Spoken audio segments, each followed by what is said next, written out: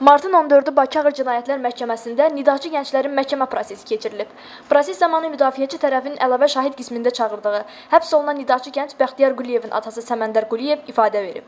O ifadəsində bildirib ki, Bəxtiyarın babası Sabir Quliyev əvvəllər Milli Təhlükəsizlik Nazirliyində çalışıb. Onların ailəsinin belə bir iş tutacağına məntiqlə izah vermək olmaz. Daha sonra həbs olunan nidaçı gənclərdən Rəşadət Axundov ifadə verərək bildirib ki, gənclər həbs olunan zaman Aygün Pəncəliyeva və Üzeyir Bağırlanı da həbs etmək haqqında düşünürdülər. Məhkəmə prosesindən sonra vəkil Əsəbəli Mustafayev Kanal 13-ə açıqlama verib.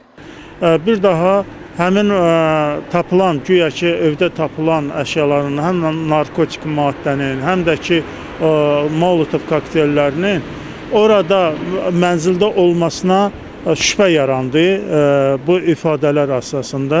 Güman edirəm ki, məhkəmə də bu şübhələri nəzərə alacaq qərar qəbul edərkən. Çünki hər bir şübhə təqsirləndirilən şəxslərin xeyrinə olunur. Məsələn, indi də bir epizodda demək, hal şahidləri ilə Quliyev Səməndərin ifadələri üst-üstünə düşdü ki, demək, bir dəfə evdə, otaqda, Quliyev Bəxtiyarın otağında axtarış apararkən heç nə tapılmamışdır.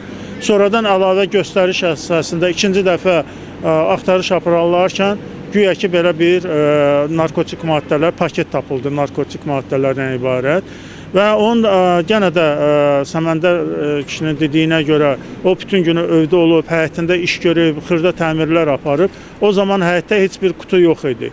Lakin axtarışdan sonra, axtarış qutarandan sonra dağılışan zamanı belə bir qutuyu güya MTN işçiləri tərəfindən müəyyən olur. Qeyd edək ki, növbəti məhkəmə prosesi martın 28-də keçiriləcək.